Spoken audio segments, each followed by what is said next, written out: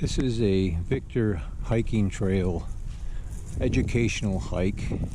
We are at Cobbs Hill and we're going to be exploring the Washington Grove Park. It has a label on it that says this can become invasive, so it's on that New York State list of potentially invasive. It self-seeds, and there's very little grass under here. Talking about Norway maple that the city of Rochester planted. They cast a denser shade than any other tree that we have around here. Their leaves are big and they're dark green. They just capture all the sunlight and let very little come down to the forest floor. And this marks the entrance to the grove. This is a new sign the city put up just within the last year. And we're going to follow this white path around the park. There's a couple entrances to it. One thing that we'll see are these water tanks that are there.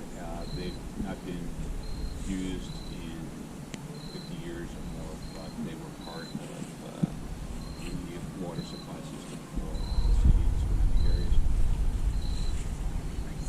I wondered what they were. I saw them on the website, pictures. Did you? With the graffiti. Yeah, the graffiti. Yeah, it's like free expression there. No one's going to criticize people for doing their artwork there. It's all, yeah. And it has brought up, sometimes we'll be working here on a project and somebody from out of town will be like, I heard about the water tanks, and can you point it to them? So some of the people are very talented in their graffiti art. So we'll take a look at that. And this is a new area we kind of opened up. There are still some invasives here. We're kind of on the edge of the Grove property, but as we get inside, you'll see that most of the plants are native.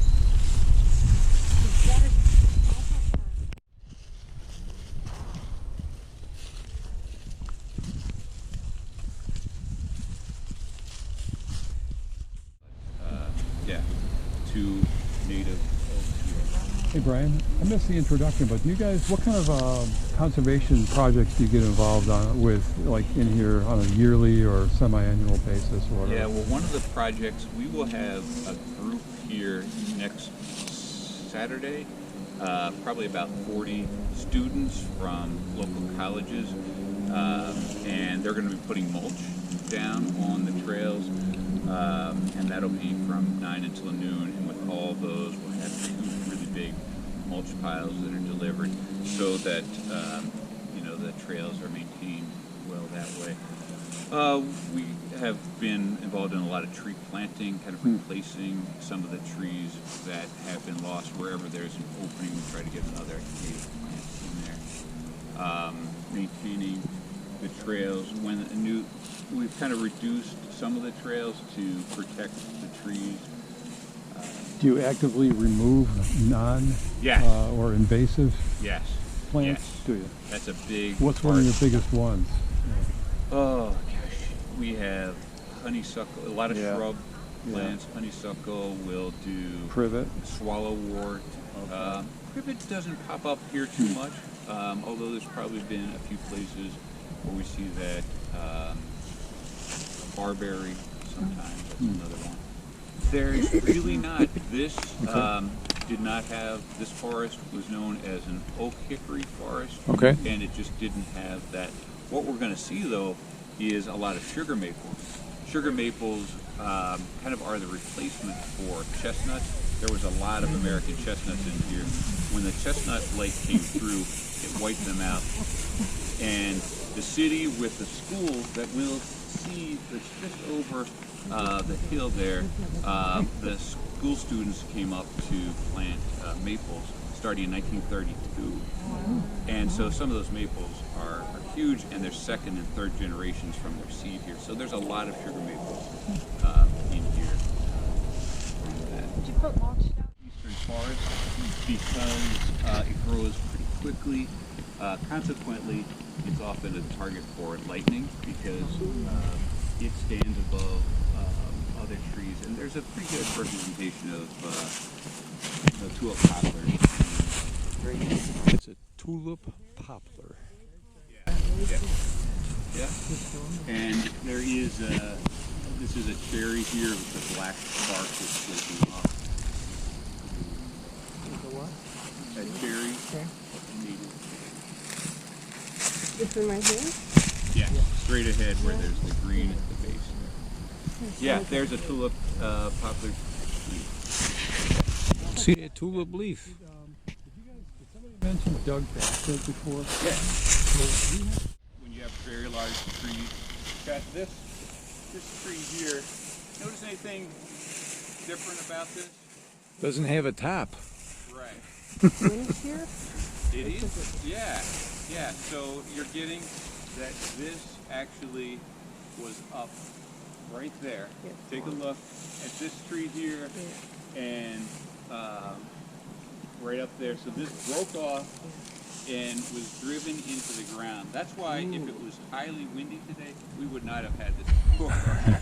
Because this is solid there. And, When do you think that happened? huh? When do you think that I happened? think it was about 3 years ago. That March storm. It, and it just drove itself into the soft, soaked ground. Yeah, because there's so much weight on that. And that it was dead for a while, so it didn't have a lot of branches. But it's not, you can't even wiggle it. It's No, in there so it far. is solid. So, yeah, Okay, branch throw is concerned. Are we looking for a bird? Yeah, a bird. Red-tailed hawk. Yeah, okay, so you see it too. Yeah. They're lucky. So this is another place, another entrance. Sometimes tours gather here. Our work group next week will gather here as we move wheelbarrows out to spread mulch. But this wall was put in when the park was dedicated back in the 1930s, and it was in disrepair actually. RG&E came in for some line work and removed a part of the wall and then used concrete in there. So we restored it back to pretty close to what it was in the 30s, and going to have this gathering space here. And this is so the plows don't come up And think hurt they're the doing wall. something nice. Yeah. Yeah, right. So they stop right there. But yeah, and these are reused cobbles. So we lost where a branch used to be, but when there's not enough light to support a branch, it falls off. It's mostly fire covers right up. Yep. And that's been done in the grove. I think that's how they arrived at the 280 for the one of the oldest trees they had found.